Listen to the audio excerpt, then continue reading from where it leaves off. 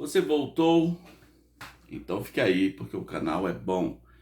É o canal Rabi Lopes, canal de variedades com cosmovisão cristã. Estamos chegando a 7.000 e eu prometi as Apoca Lives. Elas estão muito perto de acontecer. Tem um assunto... aliás, inscreva-se. Quanto mais gente se inscreve, mais próximo estamos das Apoca Lives. Tem um assunto que eu tinha guardado para compartilhar... e ele vai ficar atual por muitos anos, né? Que é desse negócio do brain rot. Brain rot. O que é brain rot? É um nome horrível. Brain rot quer dizer cérebro podre. Cérebro podre. Tudo que eu vou falar aqui é baseado em pesquisa científica, né? Que aponta o seguinte, vou pegar uma matéria aqui do G1. Consumo compulsivo de conteúdos de baixa qualidade está associado à redução do volume de massa cinzenta nas regiões do cérebro responsáveis por tomada de decisões, apontam estudos. Embora pareça exagerado à primeira vista, o termo cérebro podre, gente, que palavra pesada, ou podridão cerebral, da expressão em inglês brain rot, pode ser mais literal do que pensamos. Foi eleita a palavra do ano em 2024 pelo dicionário Oxford. Detalhe, as pessoas que escolhem, tá? Então o Oxford falou, rapaz, a palavra do ano desse ano, cérebro podre. É o fim dos tempos. Por mais de 37 mil pessoas. O termo descreve, de acordo com Oxford University Press, a deterioração mental causada pelo consumo excessivo de conteúdo superficial. O que é o conteúdo superficial? Você sabe, né? Você não vai... tu não vai dizer que Oruan é um consumo intelectual, né? Que Anitta é coisa do gênero.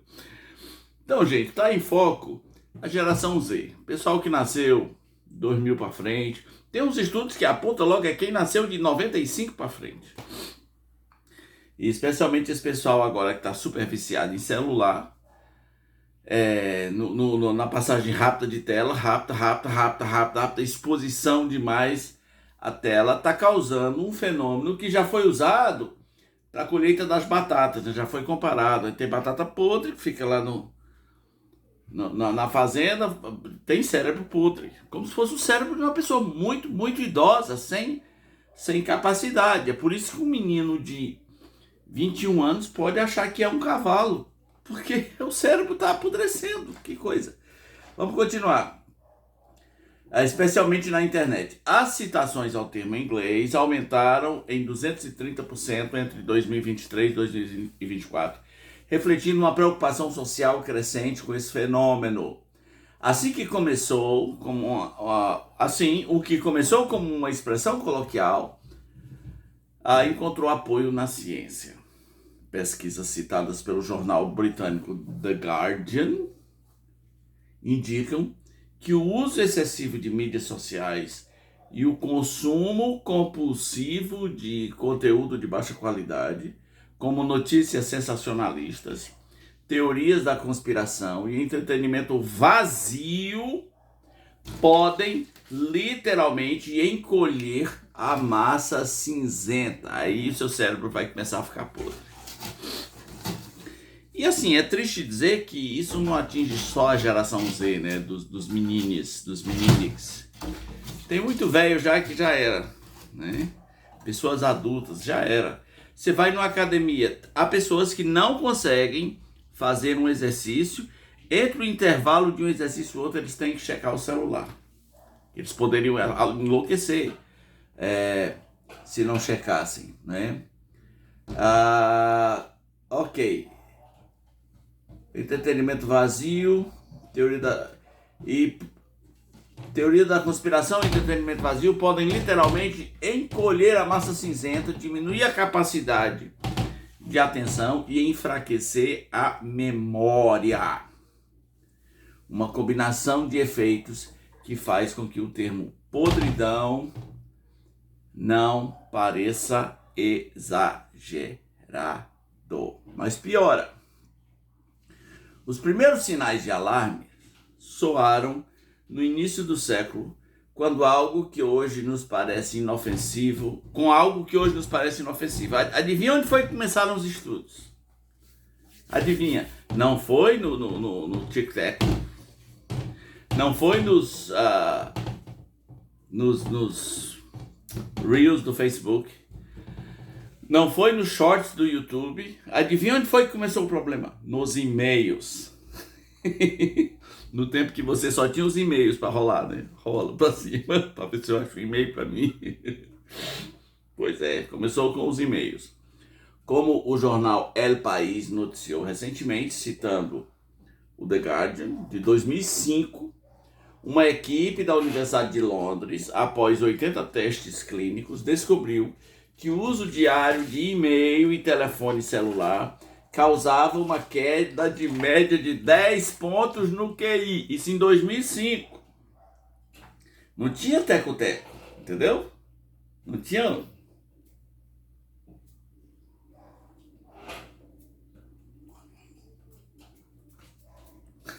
Em 2005, rolando e-mails, pessoas viciadas, 10% a menos no QI, com testes e tudo. E dos participantes, um impacto que eles descreveram como mais prejudicial do que o uso da maconha. Veja bem, meu Deus do céu. 2005,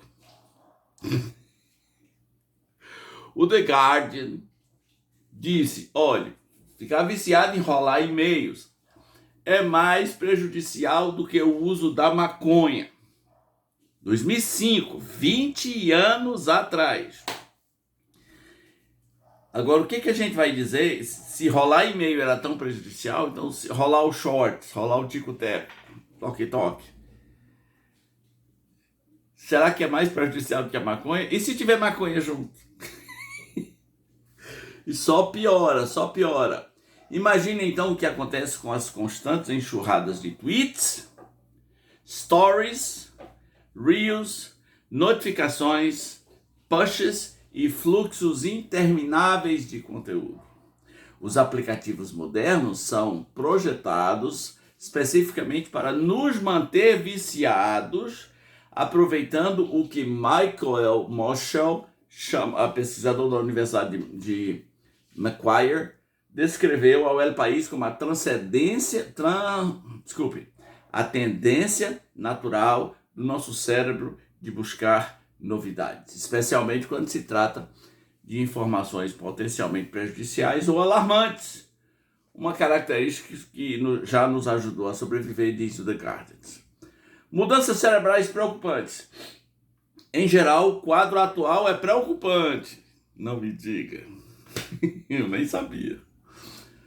Uma meta-análise de 27 estudos de neuroimagem revelou que o uso excessivo de internet está associado a uma redução no volume da massa cinzenta em regiões críticas do cérebro, responsáveis pelo processamento de recompensas, controle de impulsos e tomada de decisões. De acordo com Moschel, essas alterações são semelhantes às observadas em casos de dependência de substância como metanfetamina e álcool. Eu não bebo, né? Você fala. Eu não consumo metanfetamina. Pois é, mas se você é viciado em tela, você está fazendo algo pior do que beber, segundo os estudos do The Guardian. É sério, né? Não? E quando a pessoa tem esse vício e ainda bebe? Além do ambiente clínico, o uso desordenado de tela tem sido estudado em ambientes educacionais. Uma meta-análise de um artigo do Conversation lista 34 estudos que vinculam o uso compulsivo a um desempenho cognitivo significativamente inferior. Você pergunta hoje para o menino, gente, o menino lá do Sudeste, em que região fica o estado de São Paulo? Aí ele fala, Nordeste?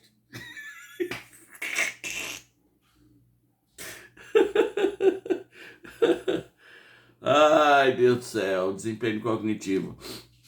Especialmente no que diz respeito à atenção sustentada e controle de impulsos. O problema, de acordo com o relatório, não se limita aos mais jovens.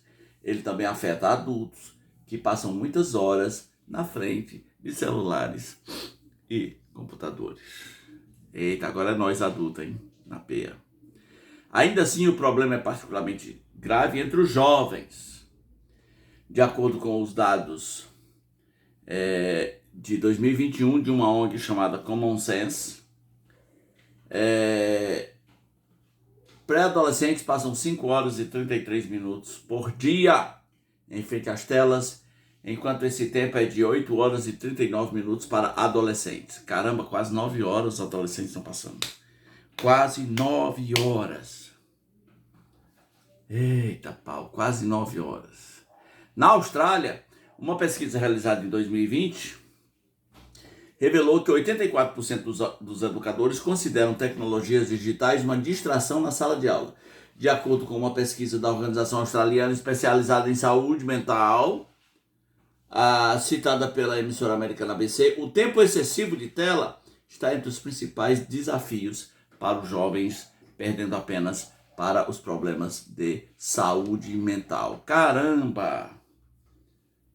Depressão e ansiedade, essas coisas estão ali na terceira ou quarta categoria e a internet já está superando isso. O problema é agravado. O bombardeio constante de estímulos viáveis afeta particularmente nossa capacidade de atenção sustentada, que é fundamental para o aprendizado. O problema é agravado por um círculo vicioso difícil de romper. E de acordo com um estudo publicado na revista Nature, pessoas com saúde mental debilitada têm maior probabilidade de consumir conteúdo de baixa qualidade. Então, se tu consome baixa qualidade, tu é um debilitado mental, tá? Sou eu que estou dizendo, não. É a Universidade de Massachusetts, de Harvard Education. Eles estão dizendo. Que, por sua vez, piora os seus sintomas. Quanto mais tempo se passa na frente da tela, mais difícil é reconhecer e limitar o problema. Aí entra aquela coisa da fase da negação, né? E que todo viciado tem. Aí eles aconselham você a estabelecer limites, né? Por exemplo, como é que a pessoa vai estudar para um concurso com o celular do lado? Impossível. Não estuda. Mas você não vai estudar. Toda hora ele vai te interromper. Então, se tu estiver na sala, é bom o teu celular estar na cozinha, né? Ou no quintal. Mas a parte que mais me preocupa é o seguinte, e as crianças, gente? Como é que vemos as crianças? Por que umas pessoas têm coragem de dar um celular para uma criança de 7 anos, né? Sendo que isso vai enlouquecer essa criança. Isso vai enlouquecer. Isso não é romântico. Um dos meus filhos travam uma batalha, aliás, 2 dos filhos, né, que são casados, travam uma batalha para limitar o consumo de tela com os filhos deles, que são os meus netos. O menino vai achar ruim? Vai. Vai chorar? Vai. Mas talvez a família poderia chorar muito mais se esse consumo de tela fosse desenfreado na infância. O que vai acontecer com a mente de uma criança que passa o dia rolando telas? Deixa aqui seu comentário. Cérebro podre é o nome da nova doença. O nome em inglês é mais bonitinho, né? Brain rot. Brain rot. Seu cérebro tá podre. Deixa aqui seu comentário. Você conhece alguém que já acha que o cérebro tá podre? Você acha mesmo que a geração Z, que nasceu depois de 2000, o cérebro tem problemas por causa de tanto excesso de telas? Por que essa geração é tão deprimida? Por que é tão medrosa? Por que é tão insegura? Por que tem tanta crise de ansiedade? Por que eles acham que sabem mais do que todo mundo? Deixa aqui o seu comentário. E o seu cérebro tá podre?